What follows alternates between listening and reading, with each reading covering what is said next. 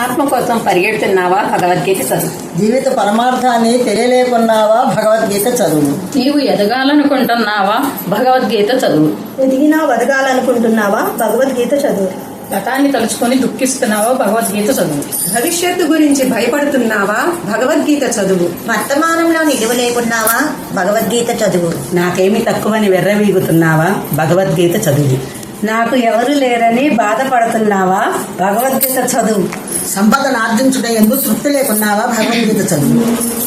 సారం లేని చదువులతో సతమతం అవుతున్నావా? భగవద్గీత చదువు. ఆత్మతృప్తి పొందే మార్గాన్ని అన్వేషిస్తున్నావా? భగవద్గీత చదువు. దేహ సౌఖ్యం కొరకే జీవిస్తున్నావా? భగవద్గీత చదువు. చావు పుటకలను మర్చిపోతున్నావా? భగవద్గీత చదువు. యవ్వన గర్వంతో ఎగిరి పడుతున్నావా? భగవద్గీత చదువు. వృద్ధాత్వం వలన గత చెందుతున్నావా? భగవద్గీత చదువు.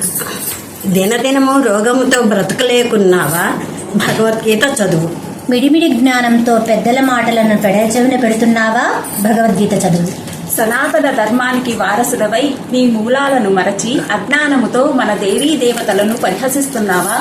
భగవద్గీత చదువు. భక్తుడని అనుకుంటున్నావా? భగవద్గీత చదువు. భగవంతుడు లేడనే నాస్తికవాదివా? భగవద్గీత చదువు. కనిపించేదే సత్యమనే భౌతికవాదివా? భగవద్గీత చదువు. లేక చరాచర ప్రాణికోట్ల హృదయమునందు ప్రకాశిస్తున్న సత్య దర్శనం చేయాలనుకుంటున్నావా?